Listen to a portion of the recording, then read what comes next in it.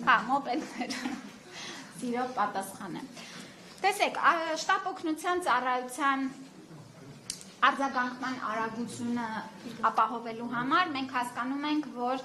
Երևանի խցանումների և ծանրաբեռնվածության պատճառով կարիք կա հավելյալ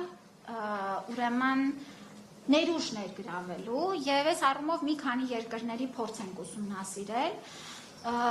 և այո աջակցող որպես հրատապ դեպքերին հասանելիություն ապահովելու բժշկի,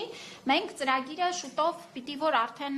գործնական փուլ մտնի, որովհետև օրենսդրական հատվածները կառավարության որոշումը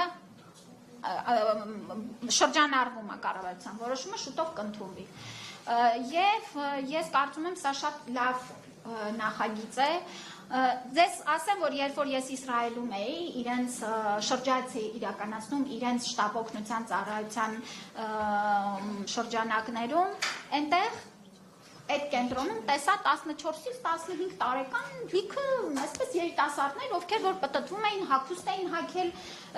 շատ տարբերվող, ասում են, բա ինչ են անում այս երեխեքը այստեղ, ասում են, որ իրենց ավագ դպրոցի երեխաները անցնում են հատուկ պատրաստվածություն և ընդգրկվում են առաջին օգնություն տրամադրելու համակարգում, այսինքն եթե նրանք բոլորը սերտիֆիկացվում են, ունենում են հատուկ հասանելիություն այդ բանի, պեյջերներով կամ հեռախոսով, և երբ որ ինչ-որ մի տեղ բան է պատահում, նրանք առաջինը մոտենում են և իրենց շրջանակում ինչի իրավունք ունեն, գոնե փորձում են դա տրամադրել, մինչև շտապ օգնության ծառայությունը կհասնի։ Եվ մենք այո, պիտի նաև ունենանք այս կամավորության և պատրաստվածության աստիճանը։ Դուք գիտեք, որ Երևան քաղաքում հիմա տեղակայված են տարբեր տեղերում սրտի աշխատանքը վերականգնող դեֆիբրիլյատորներ, որոնց մասով էլ շատ լավ կլինի, որ շատ թվով անձինք վերապատրաստվեն, և եթե ինչ-որ մի պահի մեզնից կախված է մեկի կյանքը փրկելու, պատրաստված լինենք սրան։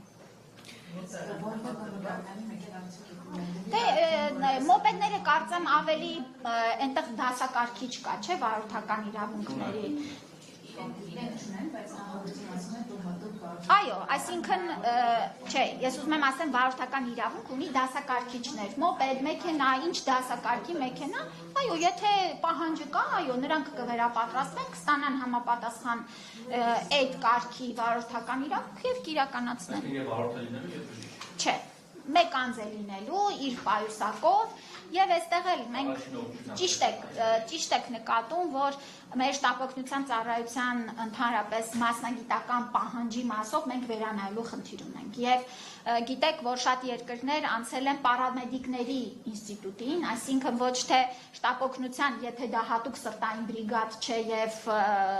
հատուկ դեպքեր չեն, հիմնականում պարամեդիկներն են, որ առաջինը հասնում են դեպքի վայր։ Մենք էլ այստեղ կրթական